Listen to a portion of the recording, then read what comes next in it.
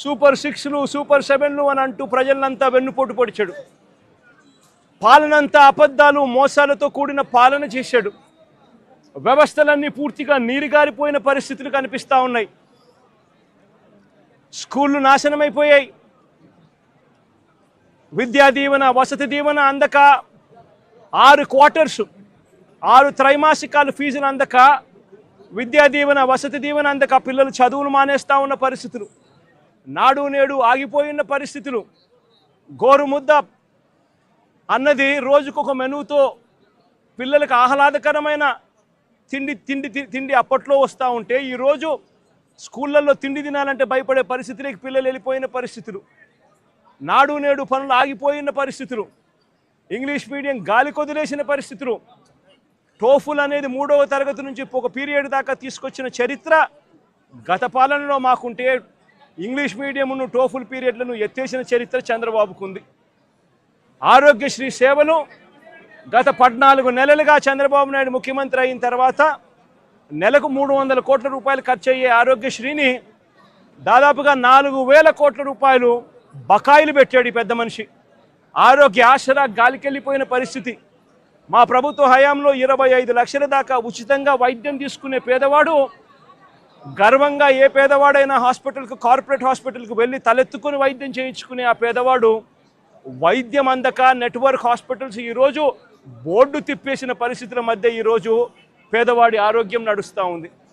ఈరోజు రైతులకు ఏ పంటకు కూడా గిట్టుబాటు ధర రాని పరిస్థితి. చంద్రబాబు నాయుడు గారి పుణ్యాన ఉచిత పంటల బీమా గాలికి వదిలేసిన పరిస్థితి. చంద్రబాబు నాయుడు గారి పుణ్యాన రైతులకు అందుతా ఉన్న రైతు భరోసా అన్న పథకం చంద్రబాబు నాయుడు గారి దగ్గరుండి కూనీ చేసిన పరిస్థితి. రైతు వ్యవసాయం చేసుకోవడం చంద్రబాబు నాయుడు గారి పాలనలో రైతులు ఆత్మహత్య శరణ్యమన్న పరిస్థితిలోకి ఈరోజు వ్యవసాయం దిగజారింది. రాష్ట్రంలో ఈరోజు లా అండ్ ఆర్డర్ పూర్తిగా పోయిన పరిస్థితి. రెడ్ బుక్ రాజ్యాంగం ఈరోజు రాజ్యాంగం వెళ్తా ఉన్న పరిస్థితి.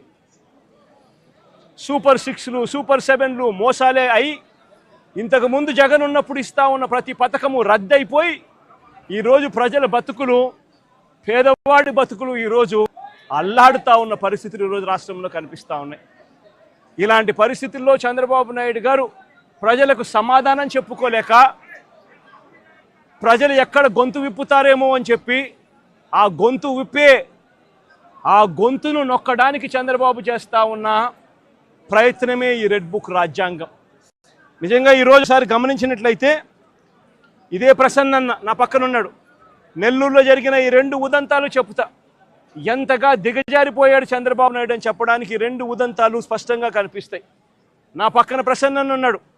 6 సార్లు తాను ఎమ్మెల్యే. అలాంటి ప్రసన్నను చంద్రబాబు నాయుడు గారు గతంలో ఎప్పుడు జరగల ఇలాంటి పరిస్థితులు. రాష్ట్రంలో ప్రత్యర్థులు ఎవరైనా కూడా ప్రెస్ స్టేట్మెంట్లు ఇచ్చుకుంటూ ఉంటారు. అటువైపున ఉన్న పార్టీ వాళ్ళు ఇటువైపున వాళ్ళు ప్రెస్ స్టేట్మెంట్లలో స్టేట్మెంట్లు ఇస్తారు. ఇటువైపున వాళ్ళని కూడా ప్రెస్ స్టేట్మెంట్లలో ఇస్తారు స్టేట్మెంట్లు. అటువైపున ఉన్న వాళ్ళు ఇటువైపున అన్అబ్జెక్షనబుల్ లాంగ్వేజ్ వాడినప్పుడు ఇటువైపున ఉన్న వాళ్ళు కూడా అన్అబ్జెక్షనబుల్ లాంగ్వేజ్తో అటువైపున వాళ్ళని కూడా విమర్శిస్తూ ఉండడం ప్రజాస్వామ్యంలో మనం రోజు చూస్తూ ఉన్న పరిస్థితి.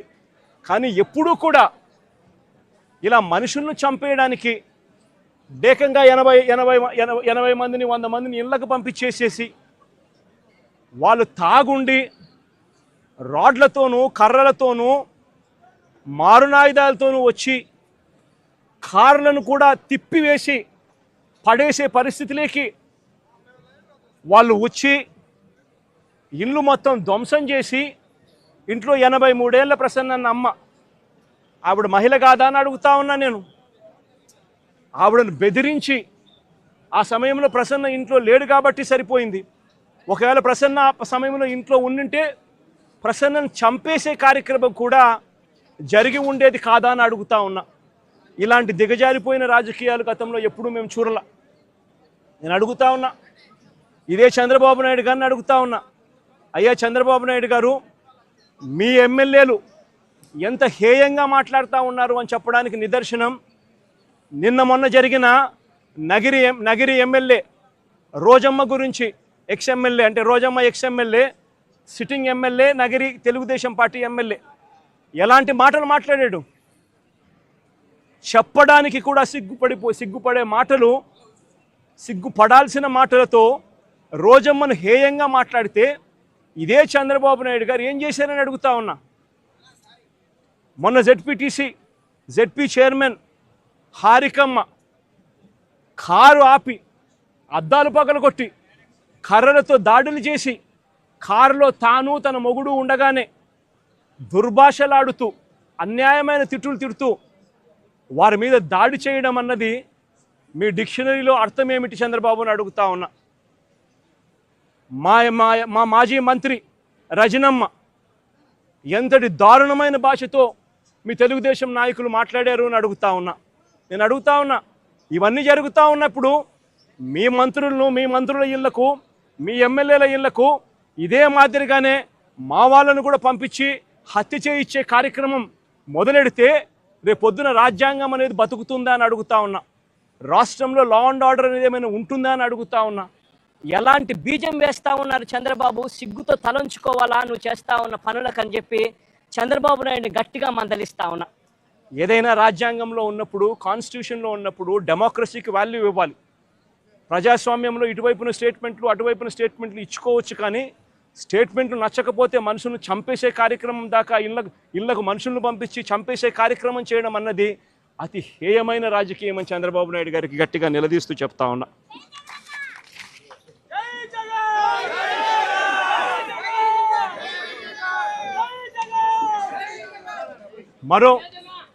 మరో ఉదాహరణ, నా పక్కనే ఉన్న గోవర్ధన్ అన్న కూతురు. నేను అడుగుతా ఉన్నా, గోవర్ధన్ అన్న జైల్లో పెట్టినప్పుడు వీళ్ళ ఇంట్లో బాధ ఉండదా అని అడుగుతా ఉన్నా. వీళ్ళందరూ పిల్లలు కాదా అని అడుగుతా ఉన్నా. వీళ్ళందరికీ బాధ కలగదా అని అడుగుతా ఉన్నా. ఏం తప్పు చేశాడని చెప్పి గోవర్ధన్ అన్నను జైల్లో పెట్టారని అడుగుతా ఉన్నా. ఏకంగా 14 కేసులు, గోవర్ధన్ అన్న మీద పెట్టిన కేసులు ఏకంగా 14 కేసులు. ఒక కేసు అయిపోతూనే ఆ కేసు అయిపోయిన వెంటనే మరో కేసు పెడతా ఉన్నారు. పెట్టి మళ్ళీ జైల్లో తాను ఉండే కాలాన్ని పొడిగిస్తూ ఉన్నారు. ఇప్పటికి దాదాపుగా ఎన్ని రోజులు అయిందమ్మా జైల్లో ఉండబట్టి? 64 రోజులు. 64 రోజులుగా జైల్లో ఒక మాజీ మంత్రిని పెట్టారు.